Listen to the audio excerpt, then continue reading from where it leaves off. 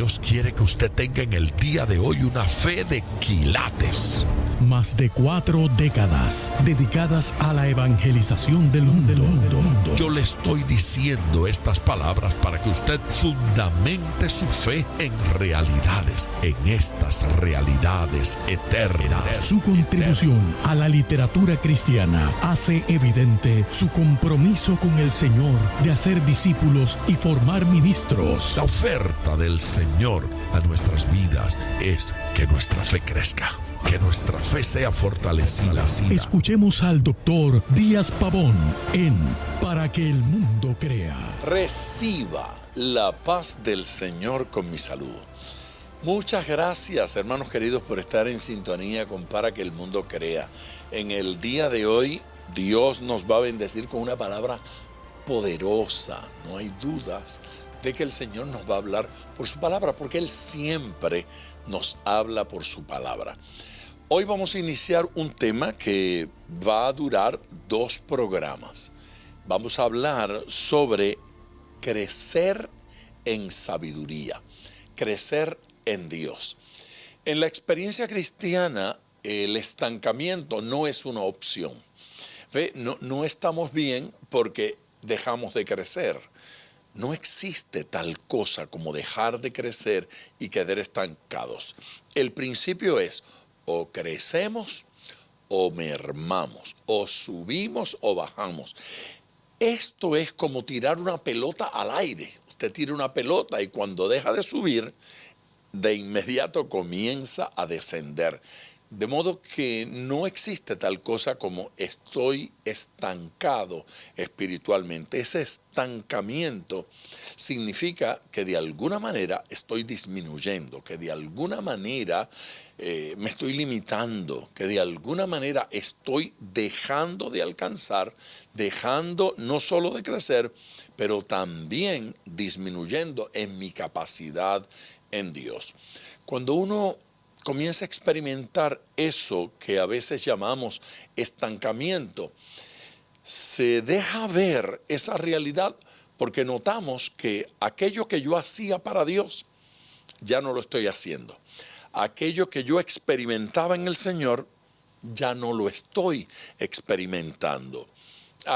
Aquel fruto que daba en Cristo, ya no lo estoy dando. Eso no es estancamiento. Eso es merma. Eso no es solo dejar de desarrollarse, sino de alguna forma ir en retroceso, cuando menos en relación al plan que Dios tiene para nosotros. Vamos a mirar algunos versículos en el día de hoy y en el día de mañana que nos van a ayudar a todos a comprender más claramente este concepto y ver qué tenemos que hacer en tiempo de estancamiento y qué tenemos que hacer para continuar en nuestro proceso de desarrollo. Es interesante cómo algunos versículos de la Biblia, de las Escrituras, hablan del Espíritu, pero no para referirse al Espíritu de Dios, sino para referirse a nuestras actitudes, que tenemos que hacer algo con espíritu de sabiduría, que significa con actitud de, en espíritu de amor, en espíritu de hermandad. Allí no está hablando del Espíritu Santo.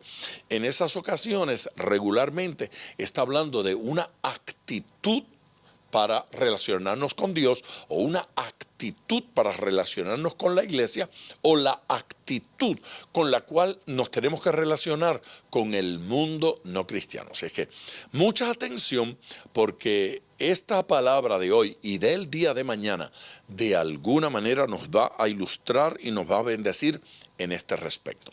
Si usted tiene una pregunta o quiere comunicarse con nosotros o simplemente quiere pedir la oración por alguna razón particular, le voy a dar nuestro número telefónico para que llame, para que se comunique. El número es el 305-228-9697. Lo repito, 305-228-9697. Mantenga ese número allí, anótelo, manténgalo, porque cada vez que tenga una necesidad, una petición, simplemente compártala. En caso de que surja que entre la contestadora automática, entre la máquina, usted simplemente deje su mensaje allí, porque de inmediato lo va a tomar uno de los hermanos o hermanas, van a tomar nota de su petición y me la van a pasar. Y yo podré orar con usted por esa petición, por esa necesidad, y Dios se va a glorificar, el Señor va a bendecir. Así es que no dilato más, ya nos preparamos para ir al púlpito y escuchar la primera parte del mensaje, crecer en sabiduría. Vamos allá. El apóstol Pablo le escribe a la iglesia en Éfeso, y en el primer capítulo hace unos comentarios acerca de la sabiduría dignos de ser leídos en el día de hoy. A propósito de lo que quiero compartir con ustedes. Capítulo 1 de la carta de Pablo a los Efesios, versículo número 17. Para que el Dios de nuestro Señor Jesucristo, el Padre de gloria, os dé espíritu de sabiduría y de revelación en el conocimiento de Él. Usted debe decir gloria a Dios. Eso es un versículo del cual yo podría hablar varias horas en el día de hoy. No se asuste, no lo voy a hacer. Yo resistiré la tentación. Pero cada frase en ese versículo merece un sermón, para que el Dios de nuestro Señor Jesucristo. Esa no es una forma exclusiva de este versículo de hablar de Dios y Jesús. Eso es una forma que Jesús utilizó en múltiples ocasiones, diciendo que su Padre era su Dios. Se refirió Él a su Padre Celestial como su Dios. Jesucristo entendía que el Padre era su Dios. Jesucristo se relacionó con el Padre en esa dimensión de respeto y autoridad a su Padre. Y luego lo llama el Padre de gloria. O sea, no es una señora que se llama Gloria y que este era el papá. Está diciendo que Dios es el Padre de toda gloria y de toda expresión de gloria. Si hay manifestación de gloria, viene de Dios.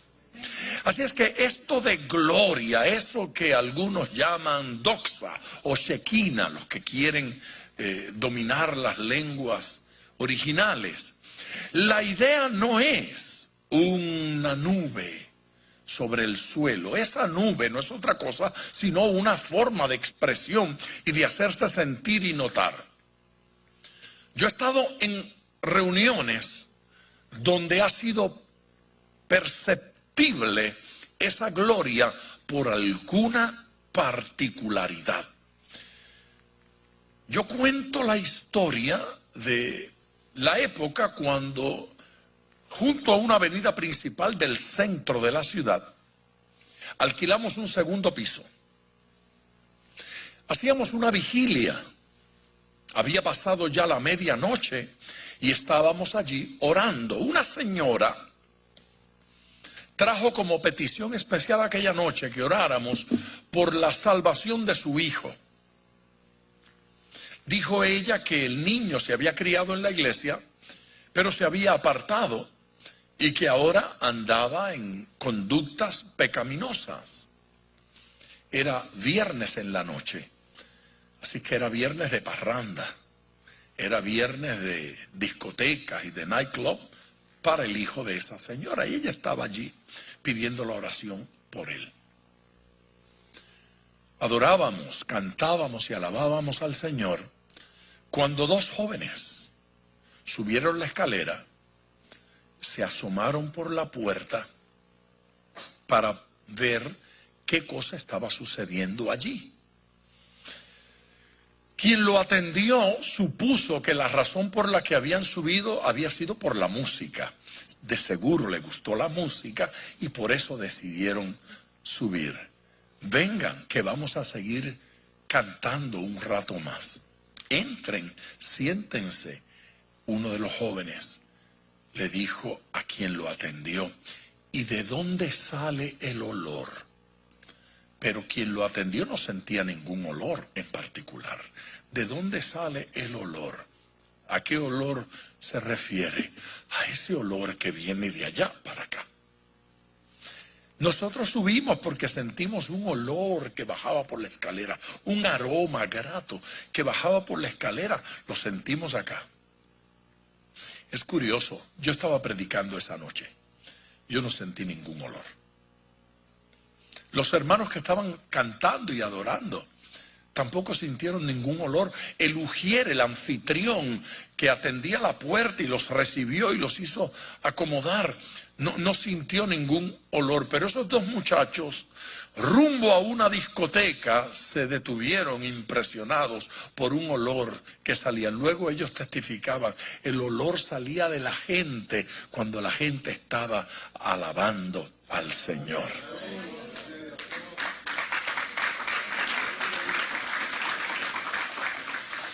No me pida que explique esas cosas porque yo no tengo una explicación para eso. Y si alguien se la explica, se está inventando la explicación. No le haga mucho caso.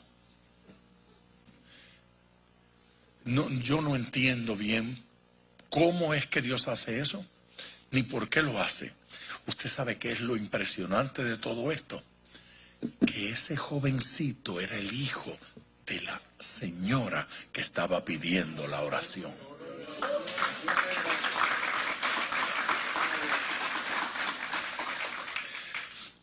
Alguien quiere que yo llame eso casualidad y otros quieren que llame eso, no sé, que manipulamos a la gente para que sienta. No, es que casualmente de los que me estaban escuchando, ninguno sintió el olor. Y nunca hablamos de olor en ese sermón. Si hoy alguien me dijera que sintió un olor, yo justificaría que alguien diga es manipulación, porque el pastor habló de eso y seguramente se le metió aquí y ahora siente un olor.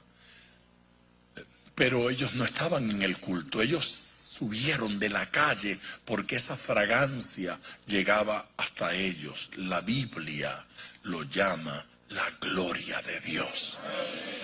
Es una forma y una expresión de la gloria de Dios. Yo he visto, he presenciado y he disfrutado esa manifestación de Dios en distintos lugares. Por eso, cuando alguien me pregunta que si creo en Dios, mi respuesta comúnmente es, ya no. Antes yo tenía fe. Antes yo creía, a veces dudaba, pero ya hace años que no tengo fe en la existencia de Dios. Yo sé que existe. Y cuando usted sabe, ya no necesita fe. Ya yo sé que existe. Después de tantas experiencias y después de tantos milagros, no necesito ir al cielo y verlo para corroborar su realidad y su existencia. Él es real en medio nuestro. Su presencia es real entre nosotros. Amén.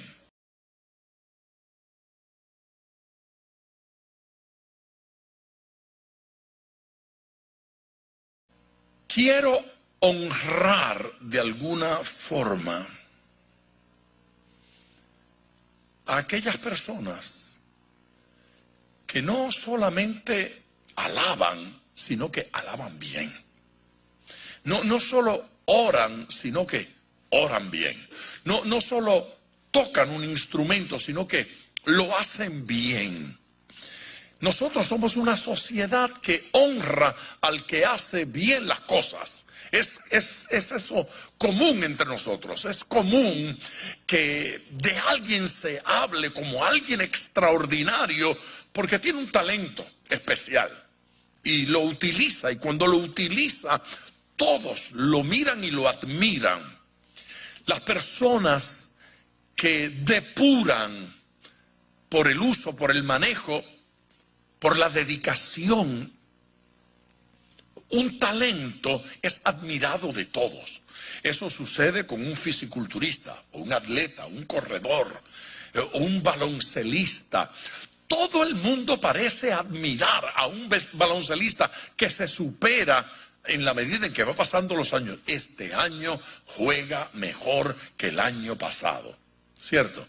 O con un cantante a quien usted escuchó hace 10 años y ahora lo va a oír y es mejor, canta mejor, los arreglos, las canciones, el lugar, todo es mejor. Se supera, y nosotros honramos y admiramos a los que se superan. No admiramos a los mediocres. Y no admiramos a aquel que toca por tocar, canta por cantar, alaba por alabar, porque lo arrastra la costumbre, la fuerza, ¿no es cierto? Pero hay gente que cuando adora, usted ve, siente y percibe algo diferente. Yo no estoy hablando de los que adoran acá arriba, yo estoy hablando de los que adoran allá. Hay gente que uno las mira durante la adoración y sabe que están adorando en serio. Otros están cotorreando con el vecino. Fue innecesario que yo explicara lo que pienso de los que cotorrean con el vecino mientras los otros están adorando. Y entonces utilizamos frases para referirnos a esa gente que lo hace bien, a ese médico que se supera y atiende muy bien a los pacientes y diagnostica bien y da tratamientos que funcionan. Los admiramos y admiramos a la gente que conoce la Biblia y decimos de esa gente así destacada que son un fenómeno. Claro, hay que tener cuidado con el manejo de los términos, porque a veces llamamos fenómeno a otras cosas.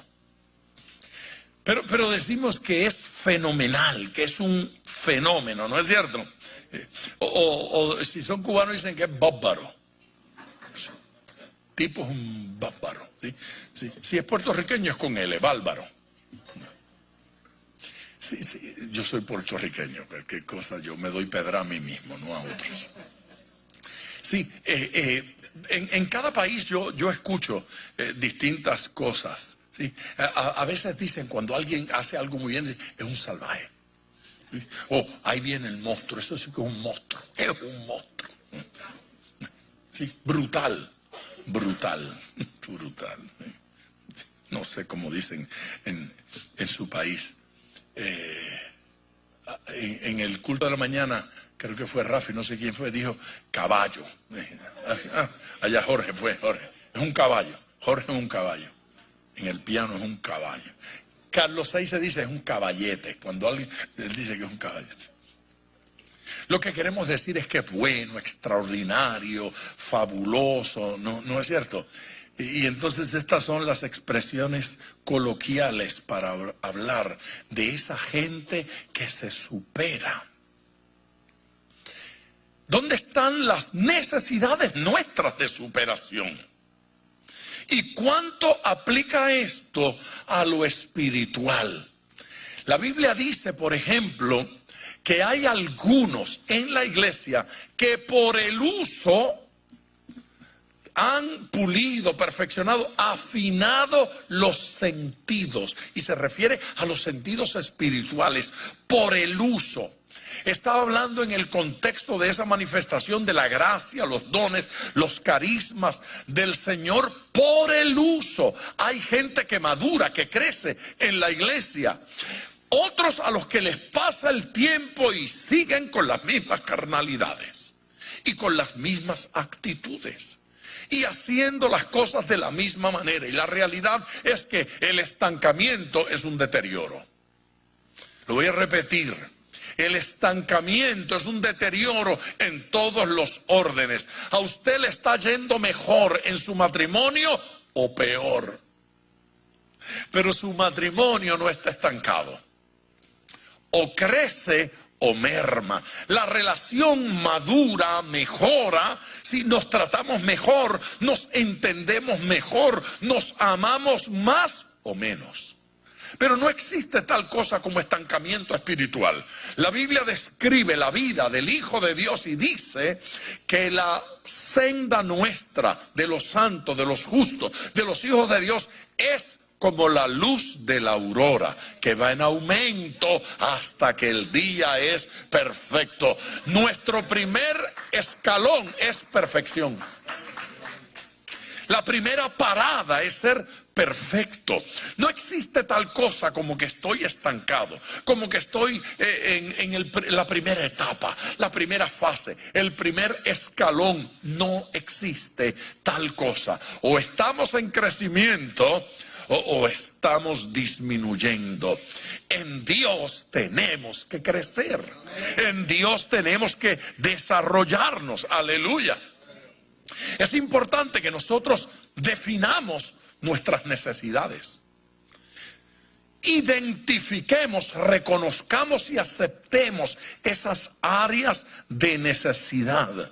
¿Dónde están nuestras faltas? La oración del apóstol Pablo nos hace entender dónde él veía las faltas y dónde él veía la necesidad y la urgencia. Él dice que oraba para que Dios nos diera espíritu de sabiduría, espíritu de revelación en el conocimiento de Él. ¿Qué necesitamos? Espíritu de revelación, espíritu de conocimiento. Amén, perdón, espíritu de revelación y espíritu de sabiduría en el conocimiento de Él. Ese Él es el Dios y Padre de todos, nuestro Padre eterno. Pablo dice: necesitamos espíritu de sabiduría, necesitamos espíritu de revelación. ¿Qué es eso? ¿Qué es espíritu de sabiduría? ¿Qué es espíritu de revelación? Cuando la Biblia utiliza esa expresión espíritu de, está hablando de actitud espiritual.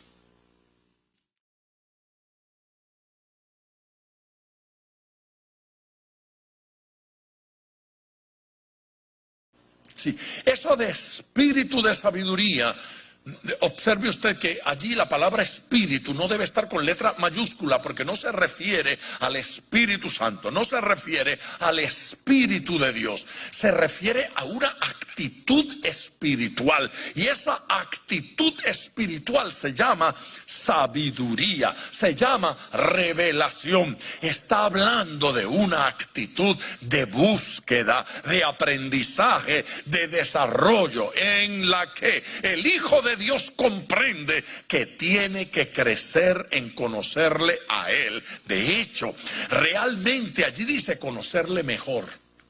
Algunas versiones traducen conocerle plenamente, o traducen es hasta el pleno conocimiento. Aleluya.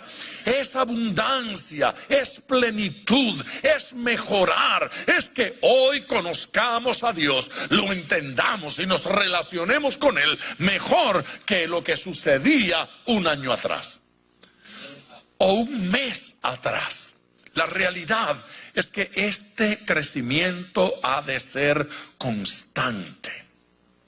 Ahora, si ya identifiqué esas áreas de necesidad, necesito crecer en el conocimiento, necesito crecer en sabiduría, necesito crecer en revelación. Ya identifiqué las áreas de necesidad. Ahora, ¿qué voy a hacer con las áreas de necesidad? Identificarlo no es suficiente. Yo recuerdo una vez hace muchos años, yo estaba en una ciudad al oeste de Puerto Rico, se llama Mayagüez, y una mujer pequeñita apareció con un hombre enorme, agarrado de la mano, pero ella era la líder. Lo trajo y me dijo, de aquel hombrón, me dijo: yo necesito que usted ore por él. Y entonces yo lo miro con reverencia y le dije, hermano, ¿y por qué usted quiere la oración? Y él dijo, no, yo por nada. Y ella dijo, sí, por bocón que eres. Yo creí que había que orar por los dos. Esa señora chiquita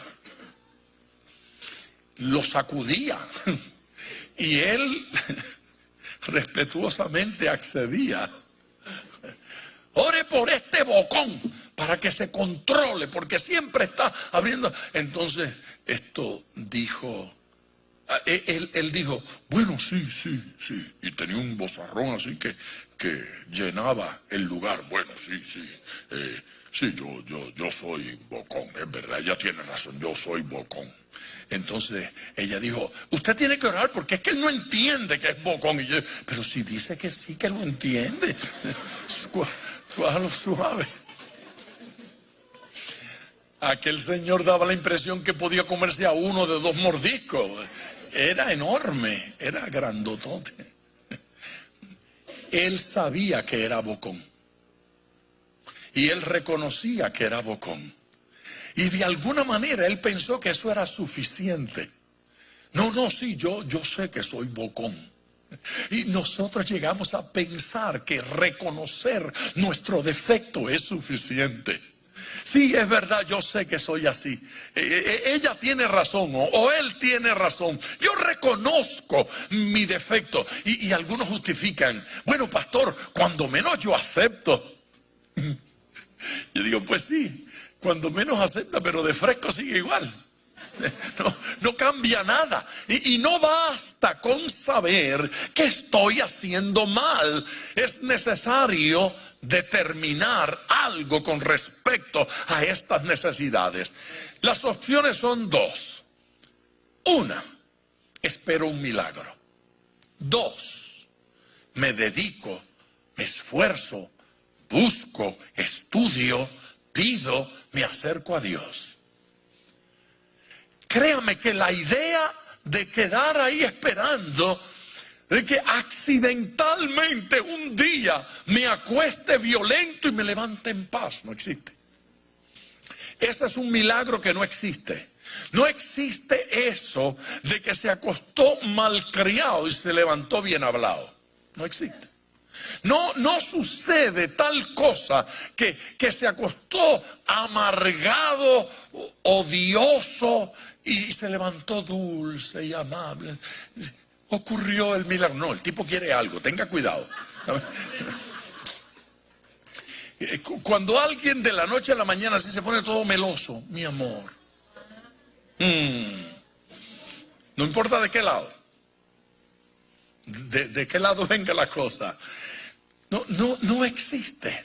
El orden bíblico es buscar a Dios. El orden bíblico es disciplinar nuestra vida. Sí, recibir el apoyo divino para que cosas sucedan. Aleluya. Aleluya.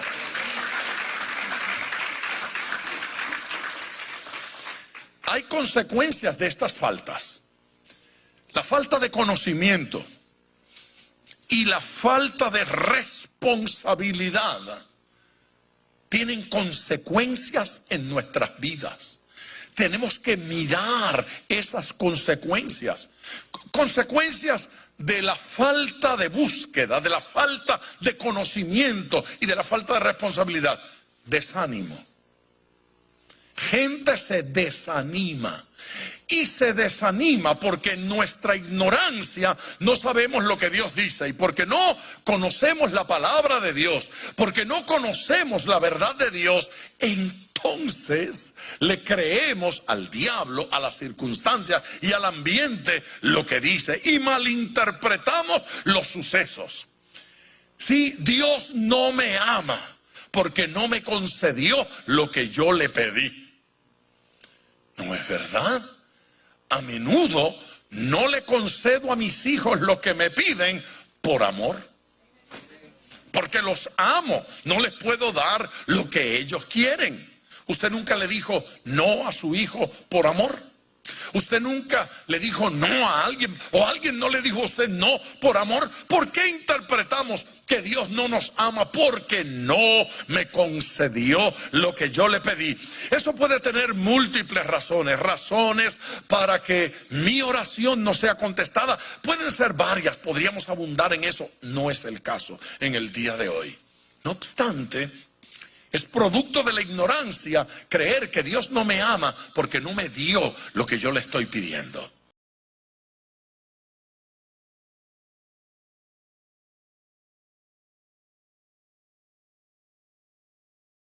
Yo le dije que el Señor nos iba a hablar a todos y nos iba a ministrar, y no hay duda que a través de esta palabra nos ha ministrado. Ese versículo de Efesios capítulo 1, versículo 17, eso es un versículo poderoso y digno de que profundicemos en el estudio de él. Si no ha llamado todavía para pedir la oración, hágalo ahora mismo. Tome su teléfono y marque 305-228-9697. Marque este número para la oración, márquelo para alguna pregunta, márquelo para algún comentario. Llame ahora, 305-228-9697. Con mucho gusto le vamos a atender y con mucho gusto vamos a orar por usted. Vamos a orar por todas estas peticiones que tengo delante de mí aquí en mi escritorio, y que pues no serán solo objeto de oración durante el programa, pero seguiremos orando por cada una de esas peticiones. Llame ahora, 305-228-9697. Padre Celestial, yo me uno en oración con tu pueblo, con estos tus hijos, con cada persona que está escuchando en el día de hoy, con cada persona, Señor, que está compartiendo sus peticiones, está compartiendo sus necesidades. Gente que ha creído que la oración del justo puede mucho, que si nos ponemos de acuerdo para pedir alguna cosa, tú nos lo concedes, tú obras, Señor, que el tiempo de los milagros no ha pasado, que tu mano milagrosa no se ha cortado, que tu poder sigue manifestándose, que tu gracia nos alcanza y que tú haces milagros en el día de hoy, como los hiciste cuando vivías aquí en la tierra, cuando te hiciste hombre, cuando caminabas por las calles de Israel, en Jerusalén, en Galilea. Tú sanaste tantas personas. ¿Cómo no vamos a creer que el Dios de amor siga hoy manifestándose, siga hoy haciendo milagros, siga hoy transformando gentes? Yo creo con todo mi corazón, Señor Jesús, que tu poder se extiende hoy a favor de vidas enfermas, de cuerpos enfermos, de relaciones enfermas, Señor Jesucristo, y que tú traes sanidad no solo al cuerpo, pero tú también traes sanidad al alma y al espíritu, y traes sanidad a los matrimonios y a las familias. Restaura, Dios bueno, la relación entre padres e hijos. Restaura la relación entre esposos y esposas. Glorifícate, Dios bueno. Y aquellos que han llamado, que son varios, porque tienen crisis en su realidad financiera, gente que está desempleada, obra tú un milagro. En el nombre de Jesucristo, nuestro Señor. Amén, Dios bueno, amén. Gracias por su amor, gracias por su sintonía, y no olvide que mañana estaremos aquí a esta misma hora en Para que el Mundo Crea. Bendiciones.